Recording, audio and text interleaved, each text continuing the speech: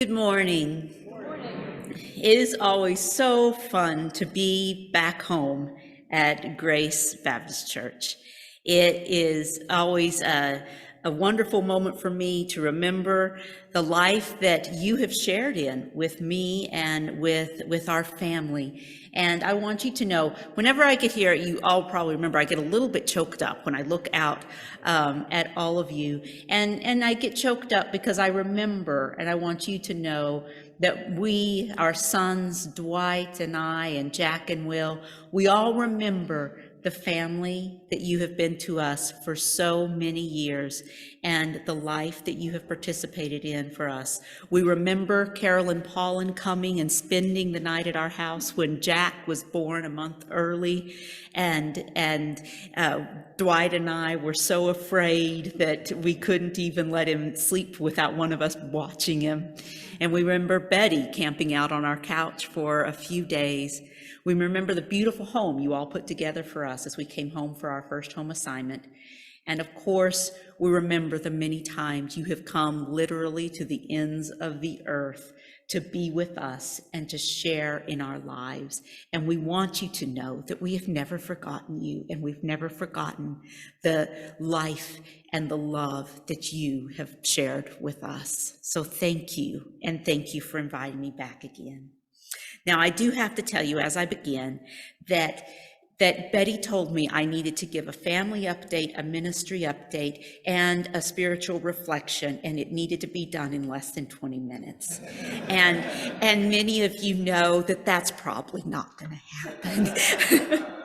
But I do want to update you on who we are and our lives together. And I just have to make a short side note that Kristen and Ed, in my mind, you still just got married a couple of years ago. And when I saw that your children are now the same age as my children, it made me feel my age a little bit. But we'll begin today with a little update on our family. As many of you know, we have been in the United States now for 4 years, and we came back here as a transition in our ministry. As my ministry began to transition, as you know, that I'm doing my studies at Texas A&M University as an opportunity to expand the Girls Club program, and our children have gone to college. And I want to just give you a brief update on, I know the reason you all showed up today. You want to know what's going on with Jack and Will. And this is our wonderful son, Jack, in one of his 2 trips to Botswana with the university doing a research project on cheetah conservation. And Jack is growing and thriving, and he will be graduating this December after he serves his first internship. He'll be graduating from the Mays School at Texas A&M University in December at 23. And this is our wonderful son, Will, who just turned 18, and he is doing well. He is running track. He is loving school, and he is planning to apply to Texas A&M University in the fall also. And this, I guess I want you to see if you can pick which one there is the guy you know. And this is something that has been so wonderful for us, but we never imagined that in this point in our career, after 23 years, that God would actually take our ministries and grow and expand them the way that he has. And it has just been a gift from him. So Dwight has spent since COVID opened up, the last 2.5, 3 years, traveling throughout Central America, making new friends and teaching rainwater collection systems. And he's had the opportunity, to go through El Salvador, several countries in Central America, but El Salvador, he has met with the Vice President of Honduras about putting rainwater collection systems in all of the public schools in Honduras. And his greatest accomplishment, if you were to ask him, would be these new friends in Guatemala, because his very first rainwater collection project was a project where he went down to a remote village in Guatemala that had actually been shut off by the mining companies from Canada, and because the water was being poisoned by arsenic because of the mining operations. And this small village had closed off, had kicked out the mining company, and had posted guards around all of the entrances to the area, and you had to come in and be searched by an armed guard. And as Dwight entered into this village, everyone said, "No, don't worry, you're one of the good guys. You don't have anything to worry about." But as he was searched and went into this village, he found out that the village had taken back this area, had kicked out the mine, and were cutting off the area, and the mine was sitting there waiting them out because they knew that they had no water, because the water is contaminated with arsenic from the mining operation. So they called up a missionary, one of them knew, in the United States, to come down and teach them how to collect the water that fell from the sky before it had a chance to be contaminated. And after Dwight spent a week with these young men, teaching them rainwater collection, this is not a picture of where Dwight went. This is a picture of one of the 3 neighboring communities that the young men from this community have taken this technology to, so that they can also have access to clean water.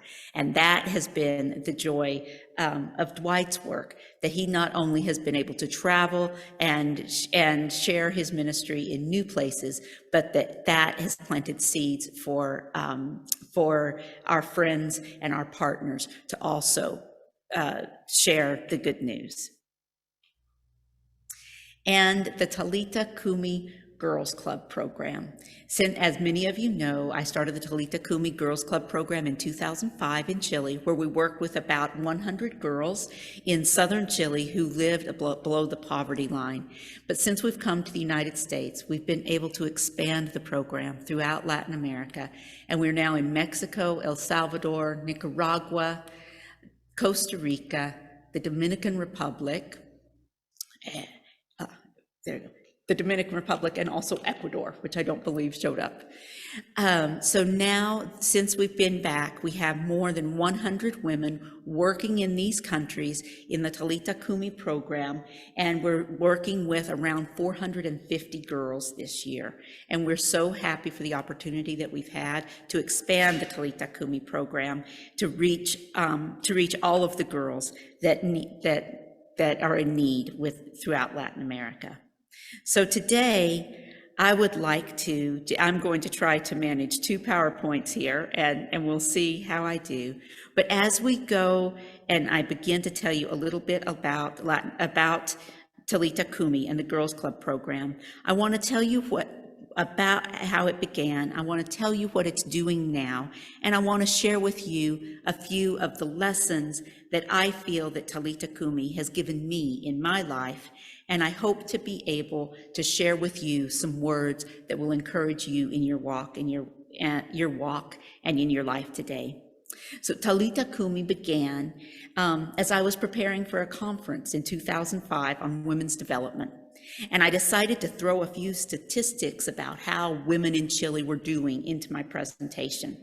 And at the time, I really wasn't very interested in working with children because I wanted to do important work that would change the world. And I am so glad that God used that moment to disabuse me of my notion of what qualified as important work. Because as I looked through the women's development statistics in Chile, I found out that more than half of the women from the low SES group that I was working with were mothers before they were 18, and 25% of them were mothers before they turned 15. And I realized then that a dynamic of abuse and isolation was shutting down the lives of the very women that I was seeking to help. And I realized that I had been looking in the wrong direction. I realized that if I really wanted to change the lives of low SES women, I had to change that direction. And I learned a very valuable lesson that I have carried with me since that time. And that is that if we can't serve the people or love the people that God wants us to serve if we're not willing to truly see and love the untouched up, unphotoshopped reality of their lives. if we are not willing to truly see them. So I realized that God was calling me to do the work with the least of these. And when I realized that, I needed to think and ask myself, what in the world is it that these girls need? And as I asked myself that question, I thought and reflected on my own life. And I know that many of you probably know that I had somewhat of a precarious growing up myself. And though my life had not been nearly as dark as the reality of many of these girls, I thought on my own life and I realized what it was that I had that helped guide me into a different path than they were experiencing. And I realized that I had three things. I had a mentor who truly cared about me and brought me into her home. I had two best friends that I knew I belonged to and that belonged to me. And I had spiritual formation, a spiritual formation that was a constant presence in my life. And through that life experience, Taluti Cuma was born.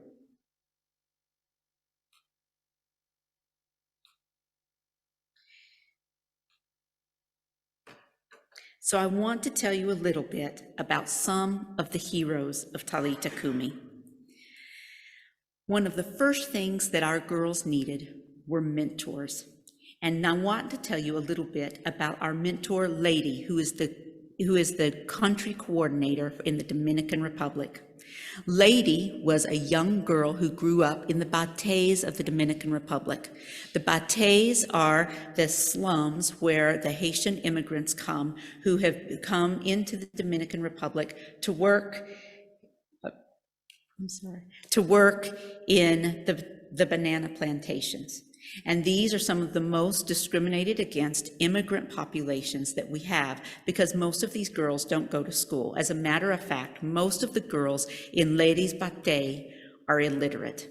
So Lady is teaching her girls to read while she teaches them about God's love. But more importantly, Lady is teaching them that they have a life and a hope outside of the Bate. Because Lady herself was a little girl who grew up in the Bate, who was mentored by one of my colleagues in international ministry, Ketley Pierre. And she was mentored from the time she was 12 years old and told that she would go to school and that God had a plan for her life and that this world needed her.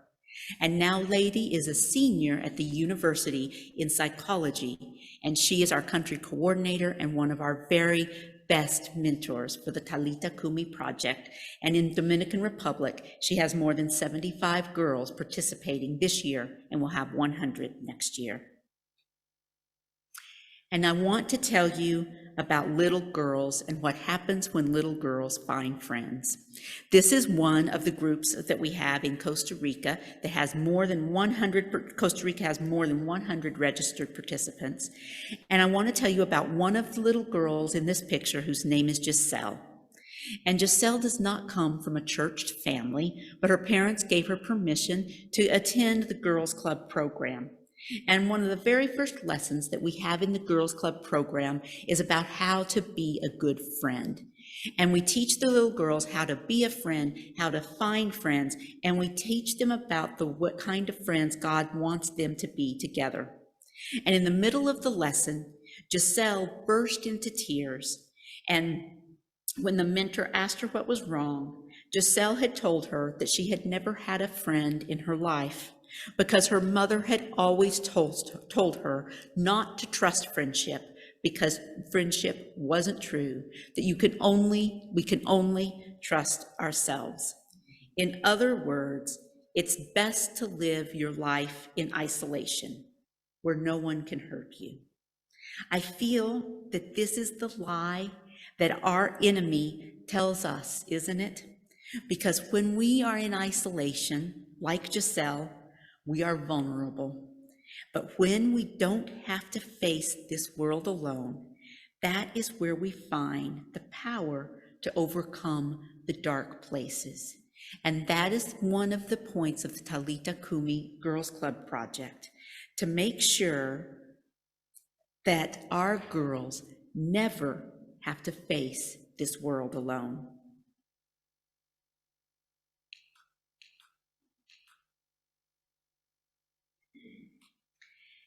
And we teach our girls that this world needs them. Our girls need spiritual formation, and not the spiritual formation that just teaches them how to be good little girls on Sunday morning, not the spiritual formation that teaches them everything they're not supposed to do. But we give our girls the spiritual formation that calls them out into this world for them to discover their purpose in this world, for them to discover that this world needs them, that God created them for a reason, and that they have the power to transform their communities through the power of love and through the power of Jesus. That is the spiritual formation that is built through the Taluti Cuma Girls Club program, the formation that tells the girls that they can change their world. And I want to tell you a little bit about the heroes of the Taluti Cuma Girls Club. We have more than 100 women who sometimes walk more than an hour to reach the communities where the Girls Club takes place, like these women in Nicaragua,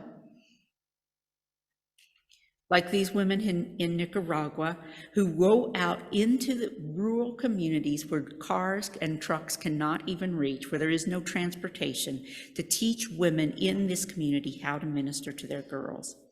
And this is the important piece that I want you to understand, is that the women that you see and the women who are taking care of these little girls have themselves been single moms.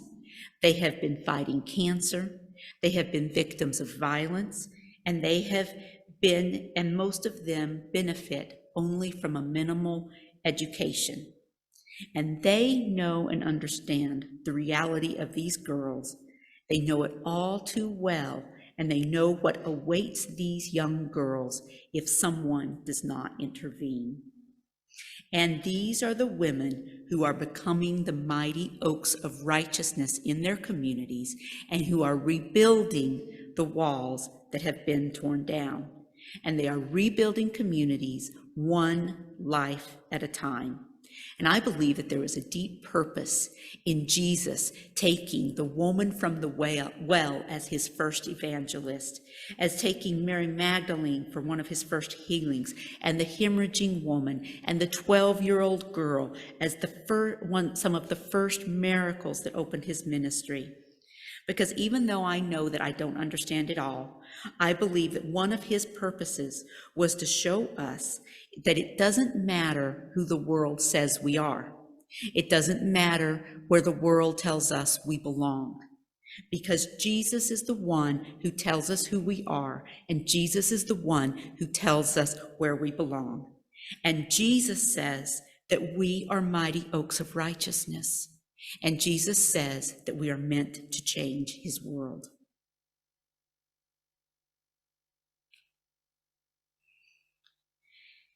And I don't know if you may remember all the details of today, but if I can share one thing with you this morning, I hope that you are able to remember this, that if you don't know how God wants you to serve his kingdom, all you need to do is look at your own lives and find those places where he has met you. Because as we teach our girls, God has been writing the story of all of our lives from the day we were born. He has been writing it not just for us, but he has been writing it for the world that needs us and for the role that we will play in his world's redemption. And we usually don't find our role in the world's redemption in the good times and in the places where we have won and where everything has come together. Because the lost and the lonely and the broken of this world don't need to know what we learned when we won. The lost and the lonely and the broken of this world need to know what we learned when we were lost and when we were lonely and when we were broken and when Jesus met us.